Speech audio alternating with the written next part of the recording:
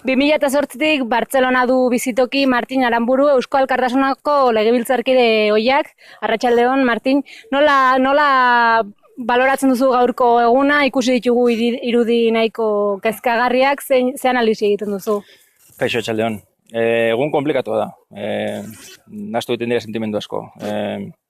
Amorrua, zer egiten ari diren, nola ez duten uzten jendari bozkatzen, harrotasun asko ere bai, ikusi eta ze mobilizazio egin den, zentolakuntza, ze ondo presatu den dena, ze temate dan jendea, naiz eta egurra jaso jarraitzen dute, joten eskolatek baina itzultzen dira berriz.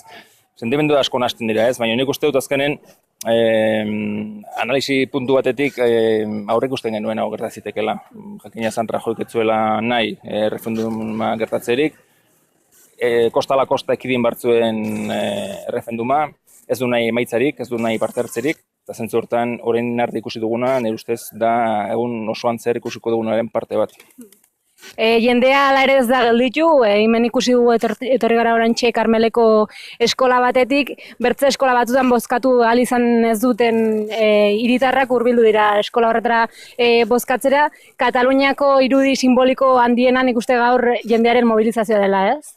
Bai, egia da Kataluniak hori urtero frogatu duela, ez? Nik uste dut honezkero askotan eman du horren adibide antolakuntza ahalmena eta mobilizazio ahalmen izugarria, ez? Gaurkoak beste konotazio berezi badu, eta gaurkoak dauke konotazio bat oso importantea, eta da honek ondorio politikoak izango ditu bihartik aurrera, bai Espainian eta bai Katalunian.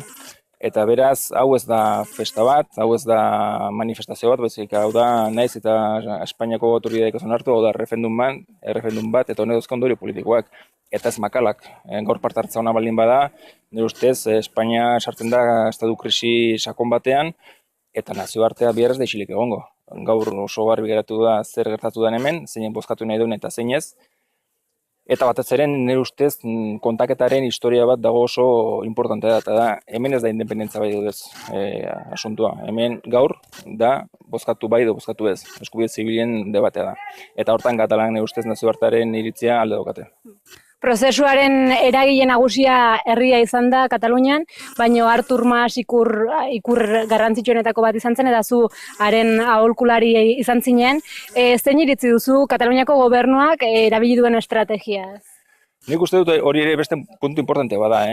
Prozesu guztionek bildu ditu berriz ere herritarrak eta bere politikoak.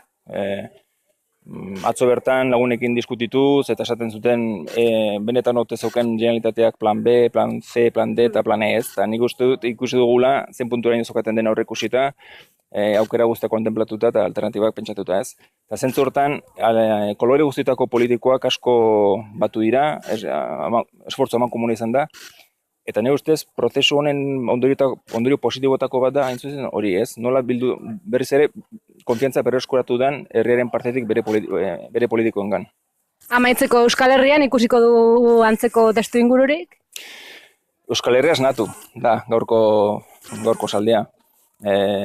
Pentsatu ondo Euskaldunak, han bizi zaretenok, han bizitzeko zorion daukazutenok. Benetan parte hartu nahi zuten gaur hemen egiten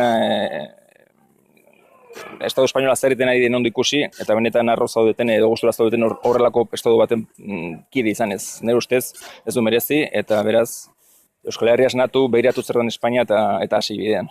Ados, eskerrik asko, Martin. Zuei.